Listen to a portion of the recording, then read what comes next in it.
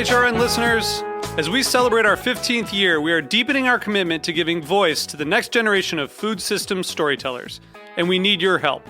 Our internship and fellowship programs help activate new possibilities for underrepresented and underestimated young people through experiential journalism, audio engineering, and production training.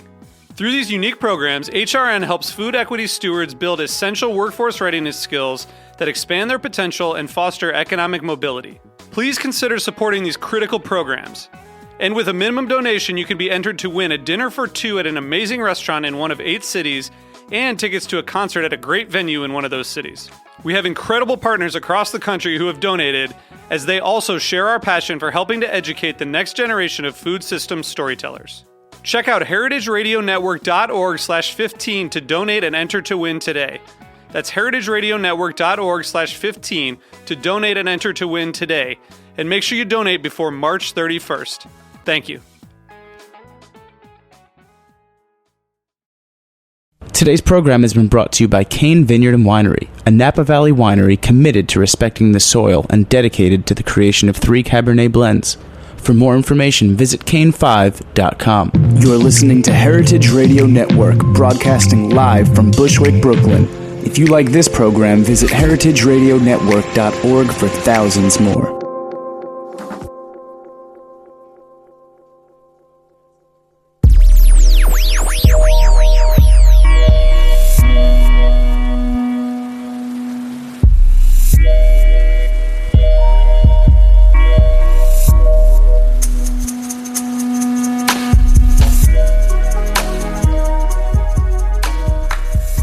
Thanks for tuning in to the Heritage Radio Network. You are listening to The Farm Report, and I'm your host, Erin Fairbanks. We are coming to you live from the back of Roberta's Pizza in beautiful Bushwick, Brooklyn. And today we are looking to go beyond the peel. We're going to talk banana. We're going to talk banana revolution. We are on the line with Nicole Vitello from Equal Exchange. Nicole, welcome to the show. Thanks, Erin. Pleasure to be here. So, bananas are one of those kind of ubiquitous fruits in the U.S. I know it's one of the rare produce items you can find at almost any bodega here in New York, all throughout Brooklyn. And one of those foods that I think we don't often think too much about. We kind of take for granted that bananas are everywhere, that they're cheap and that they're super accessible, but they don't grow in the U.S. And I wanted to kind of use this time with you to get a sense of the banana story. So maybe you can kick us off by giving us a little bit of a sense of the banana history and where these fruits are coming from and what are some of the things we should be thinking about that we're not. Absolutely. And I think you're absolutely right that the banana has sort of been designed to kind of avoid the connection, I think, between farmer and consumer. The banana history is kind of a long and sordid one. The banana companies were definitely the original multinationals. They owned the land where the bananas were produced, the means of production, rail systems, boats, canals, and then the sort of trucking and warehousing to get them all across the United States. So it was the original multinational and sort of the original vertically integrated company. And as we know, there are 5 multinationals that control 75% of banana production still in the world today. And they're commonly known, when people, I think bananas, they sort of think Dole, Chiquita, Bonita, Del Monte. Turbana is a little less known out of Colombia.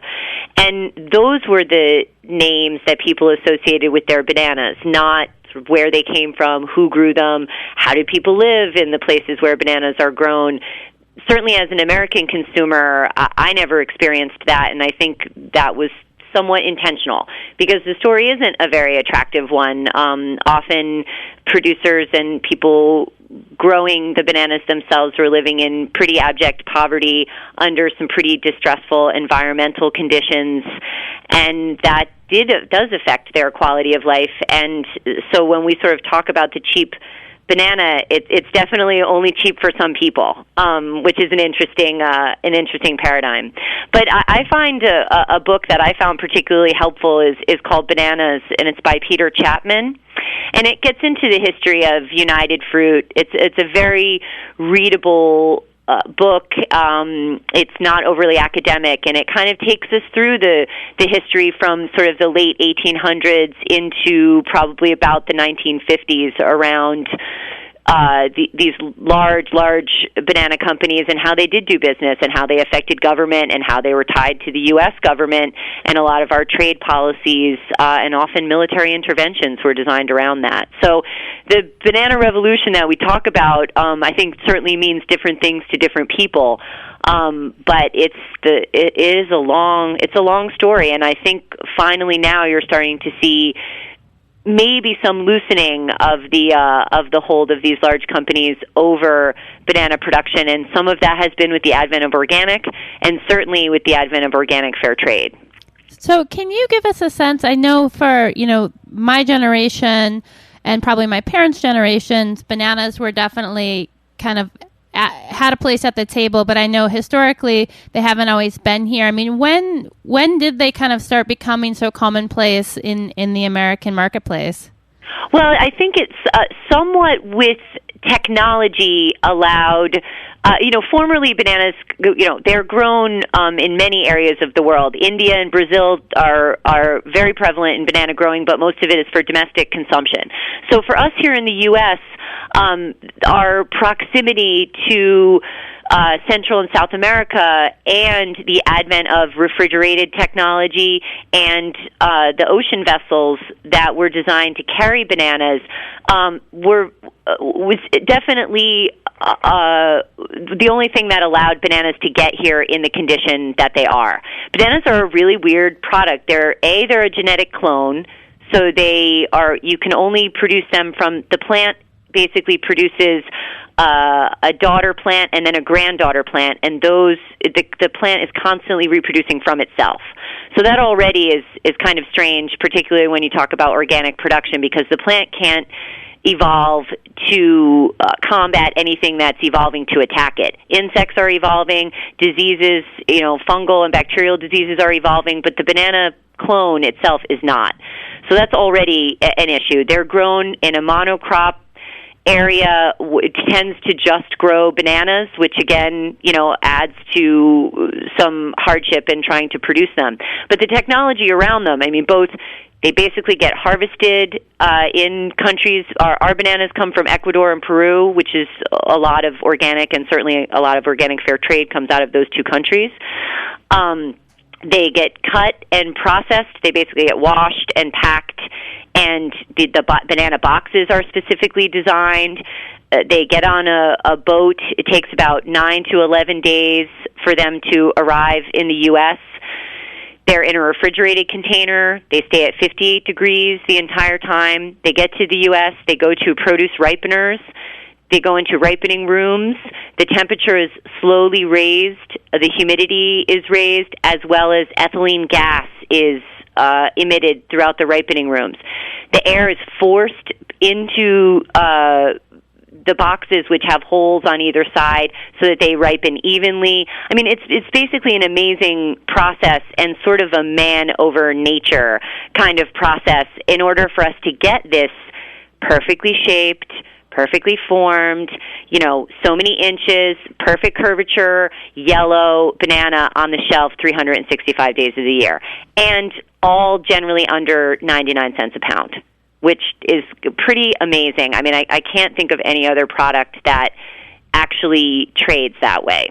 Yeah, let's back up a little bit so we can get a bit more of an understanding of the actual banana, plant. You did say they were clones. So let's say that, I wanted to move to Peru and start a banana farm. Is that just like a crazy thing, or what would that look like, from the beginning stages? Well, no, Peru is a perfect example, because often in other places, there are products, like tea or bananas, when they come into fair trade, you're coming out of sort of a colonial or a multinational legacy. So you're dealing with large plantation areas, and it's pretty hard to to imagine being a small farmer or owning your own land or starting a small banana farm. It's like you have to be a certain volume in order to trade in bananas, and you have to be a certain volume in order to reach the outside world.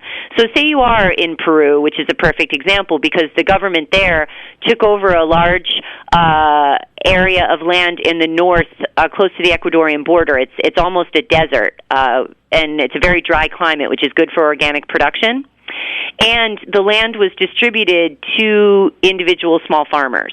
So each farmer might have, say, 2 to 5 acres of land, and yet the land is all contiguous. So all these farms are right next to each other. So you own your own land. You plant your banana trees, which would come from a cutting that formed a seedling. That is one variety of banana. It's called the Cavendish variety. It is the only variety that we get here in the U.S., whether it's Dole or Chiquita or us or anybody else. It's all the Cavendish variety. It might be produced organically or conventionally. And basically that plant takes about a year to grow.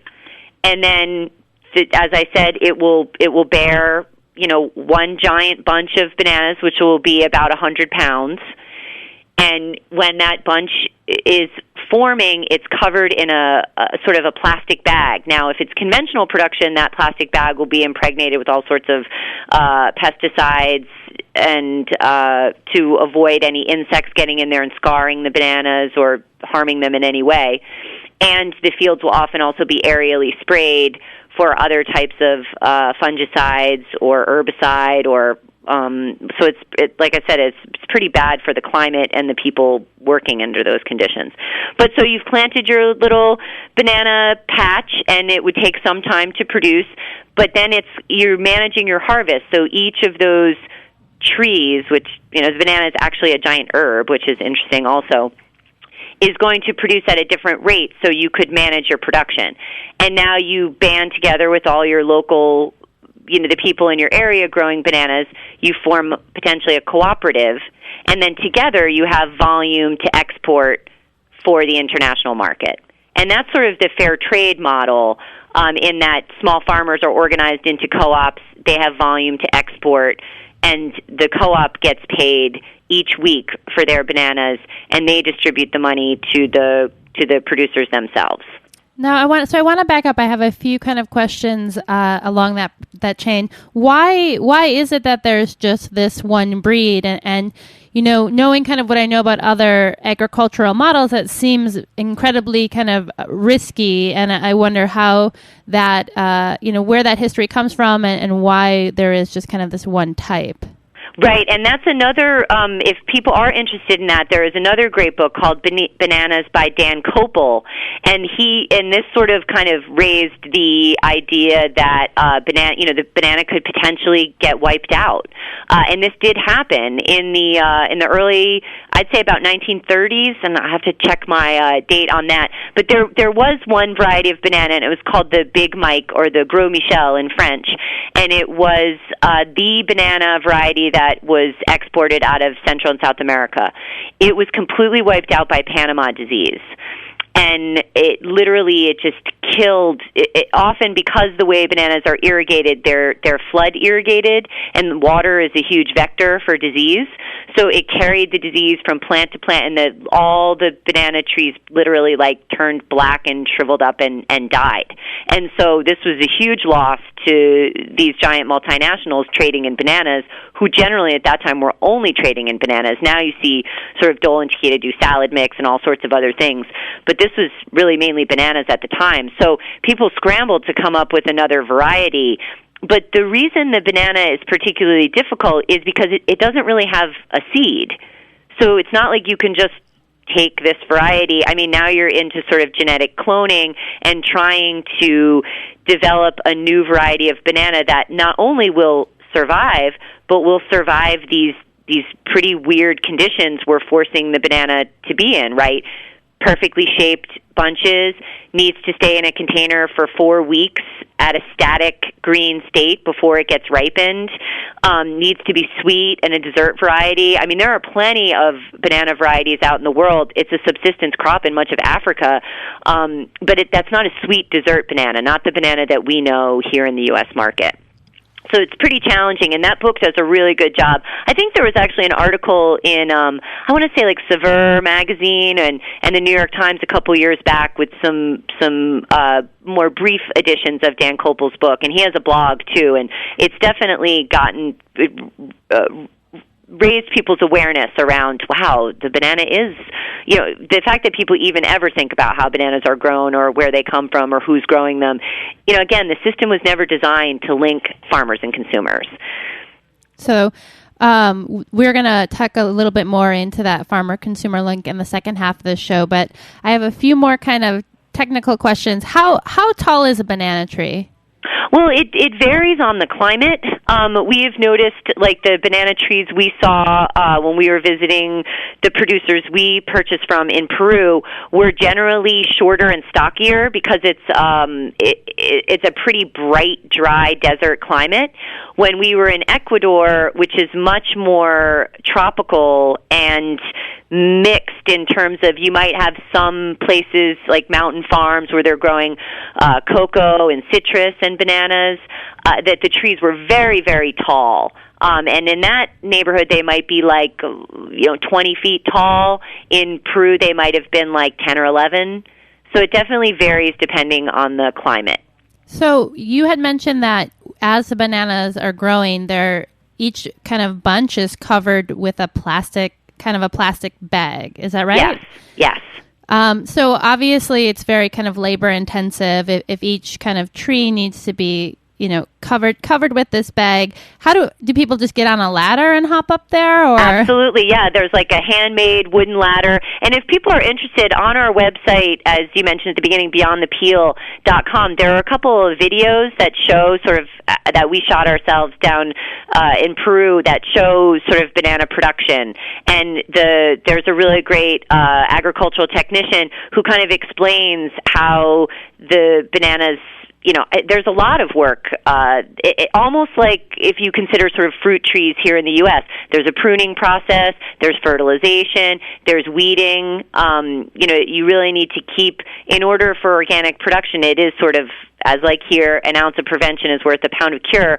You need to keep weeds down around the plant, debris away from the plant. They're irrigated. There's a tremendous amount of work that goes into it. And often these family farms, it's a full-time job. I mean, when you get to harvesting, there's the money part of it, but the labor part of it is all year long. Wow. So we are on the line with Nicole Vitello of Equal Exchange. We're talking about bananas. I want to get beyond the peel for bananas.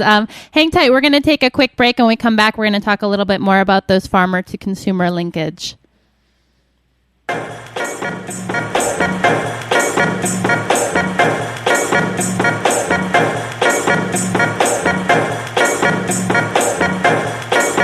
This is the story of men. This one's Blazing Fish Cakes by Rectech on heritageradionetwork.org.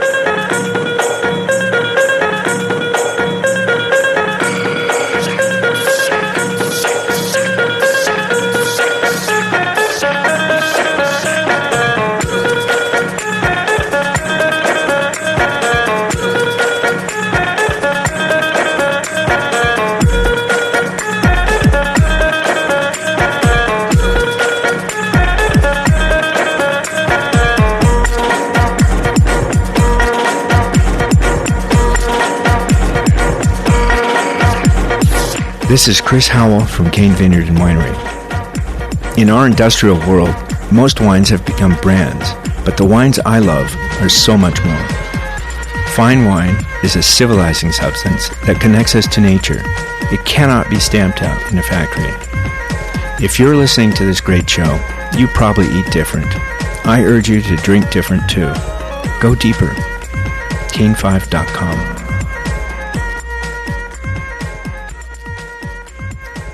All right, we are back. Thanks for tuning in to the Heritage Radio Network. You're listening to the Farm Report. We are talking bananas. We're on the line with Nicole Vitello from Equal Exchange. Man, I got a lot of tongue in my mouth today.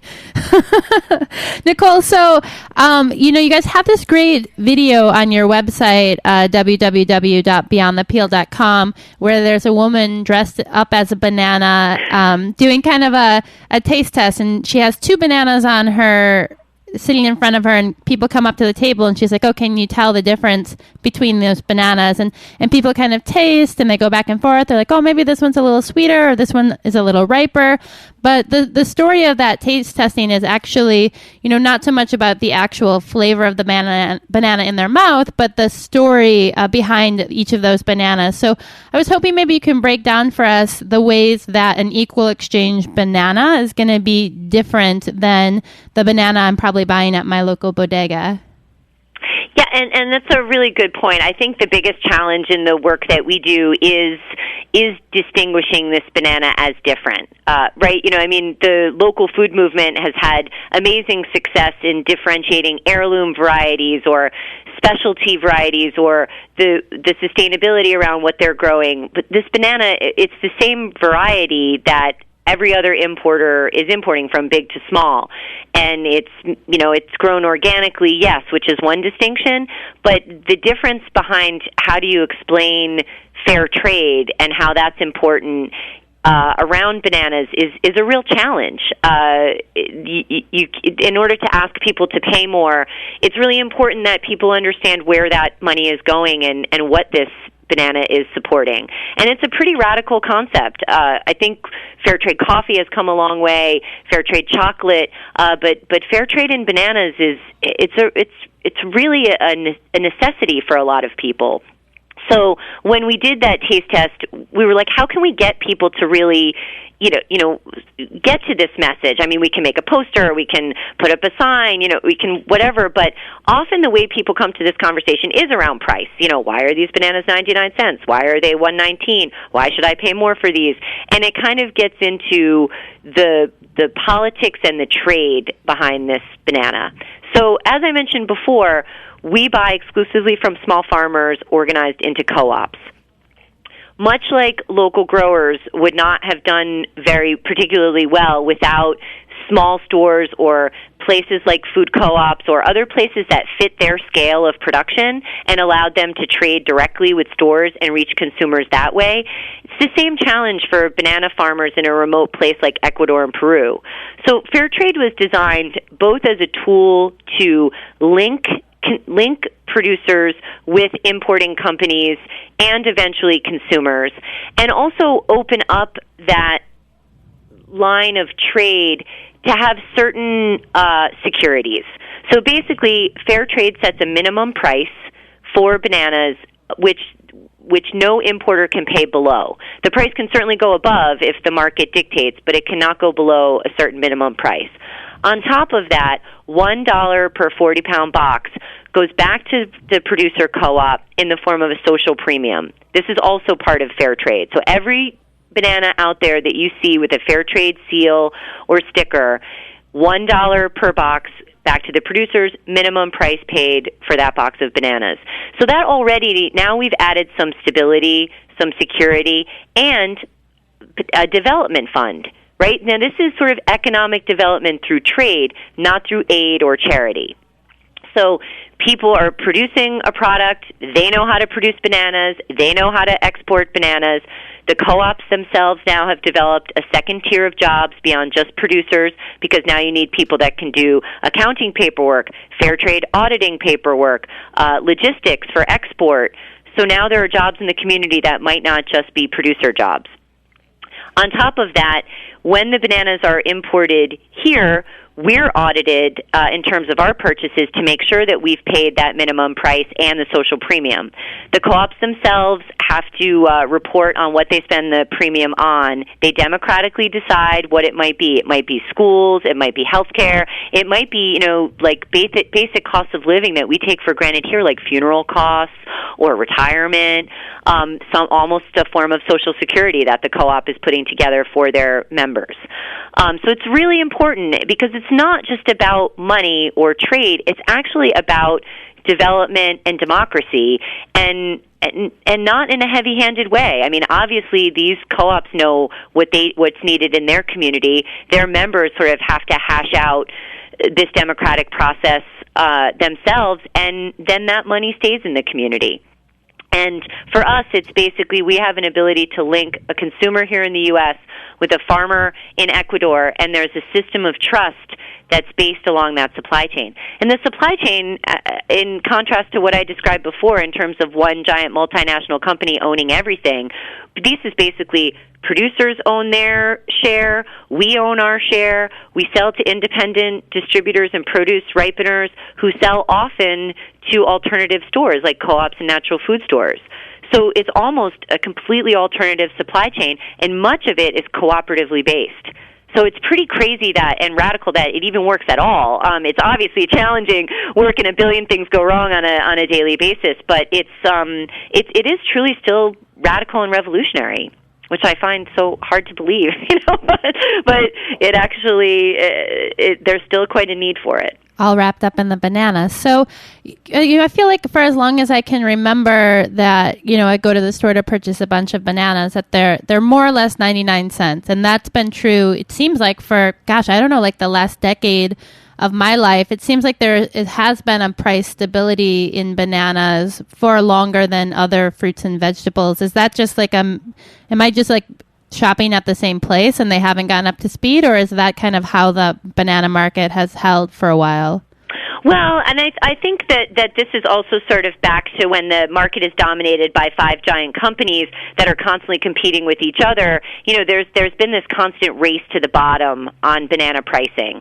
So if it's based on a system of large companies selling to large supermarket chains, now you sort of get into they're competing with each other, and they might knock 5 cents off the price and another 5 cents here. So often, the price of conventional bananas was anything like, even probably 3 or 4 years ago, I was seeing them around like 39 cents a pound, 49 cents a pound, 29 cents a pound. I mean, really, really cheap for what you get. I mean, an average bunch of bananas is not even 2 pounds. So you're paying like 60 cents essentially for 6 or 8 bananas, which is crazy. I mean, nothing in the world has been that cheap. Maybe potatoes, but nothing else. I mean, now we see apple prices up to $2.99 a pound, and people are buying them. But granted, now you have Honeycrisp, you have all these special varieties out there, and we're still dealing with sort of one variety of banana.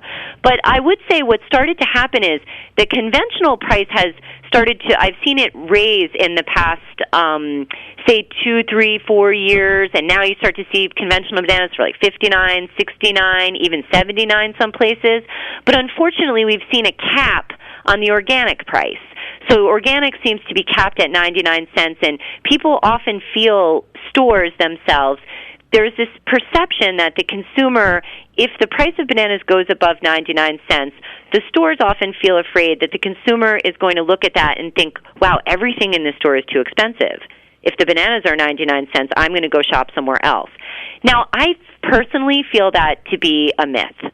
I think that people understand that the price of food is going up, the value you're still getting out of a bunch of bananas, even at 99 cents or $1.19 or $1.29, is still you're paying about $2 or $2.50 for 6 or 8 bananas. Still pretty cheap, all in all. I mean, considering what health benefits the banana has, and it's in its own wrapper, it's good for kids, runners, bikers. I mean, everybody understands the health benefits of bananas, but the price has really not risen accordingly. And our main problem is also now you're getting organic and organic fair trade lumped in together. So organic doesn't pay the dollar social premium I was talking about. Organic doesn't have a base price that people can have confidence the producers all got a certain price in the market. So our work has been to differentiate the organic fair trade banana from the organic banana, but sometimes it's a problem of merchandising. Our store is going to have a conventional banana, an organic fair trade banana? Probably not. They might have a conventional and an organic fair trade, and they kind of want 2 for the price of 1 at that point. Right. So I guess I've been shopping at organic banana stores or stores that carry organic bananas. So what do we look for as a consumer? I mean, how do we know that we're picking the right fruit? Well, you should generally. There's a seal on the bunch of bananas. There might be a brand seal, but then there's also a fair trade seal.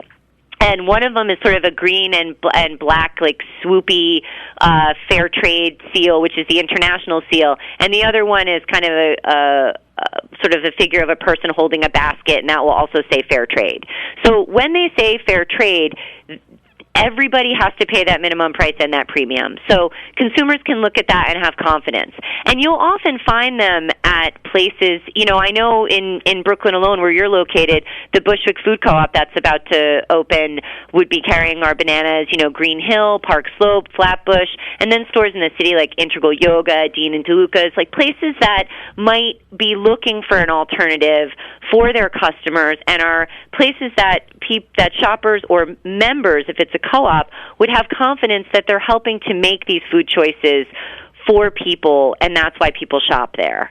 And I think that's an important distinction because Equal Exchange has always been about cooperative supply chains. Most of our core customers are co-ops and natural food stores, and our products, we're hoping, are helping them to differentiate the food choices that people are making. And as we get more and more kind of depressed about some of the lack of food choices that are out there, I think there's a lot of exciting opportunities, too. We've seen with the local produce movement how amazing that has been for these types of stores because they have been able to provide an alternative for shoppers. And I think the same goes for fair trade. Awesome. So I have a kind of a non sequitur question, but something I'm thinking about just based on the conversation we had with your colleague on coffee last week. Do people who grow bananas eat bananas?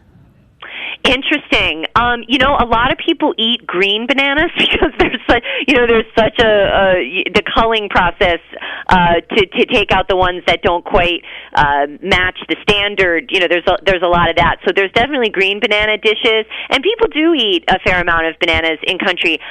What I don't see or haven't seen in my travels that is sort of hard and depressing for me is I don't see a lot of like kitchen gardens, where people they all live in sort of a village area. Their banana farms or fields are not far from where they live, but I don't see a lot of like gardens where people are growing, tomatoes or other things. You might see other crops grown along with bananas like rice in some of the irrigated off areas, or, as I said, citrus or cocoa in the more mountainous areas.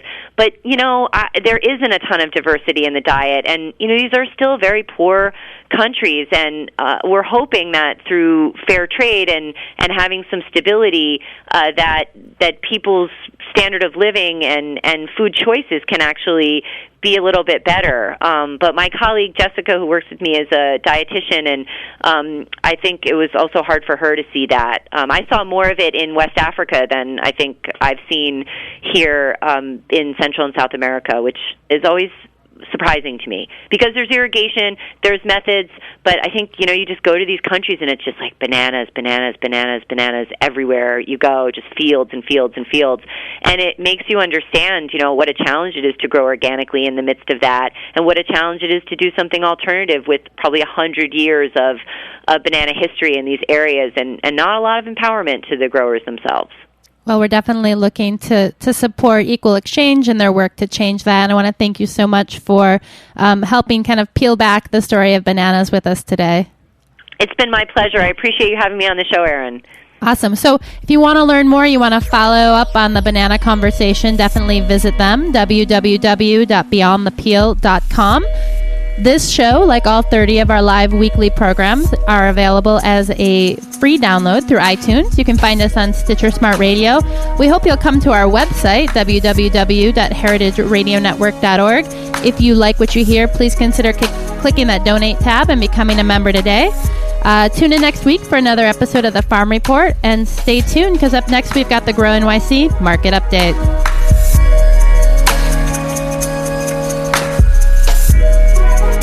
Thanks for listening to this program on heritageradionetwork.org. You can find all of our archived programs on our website or as podcasts in the iTunes Store by searching Heritage Radio Network. You can like us on Facebook and follow us on Twitter at heritage_radio. You can email us questions at any time at info@heritageradionetwork.org. Heritage Radio Network is a non-profit organization. To donate and become a member, visit our website today. Thanks for listening.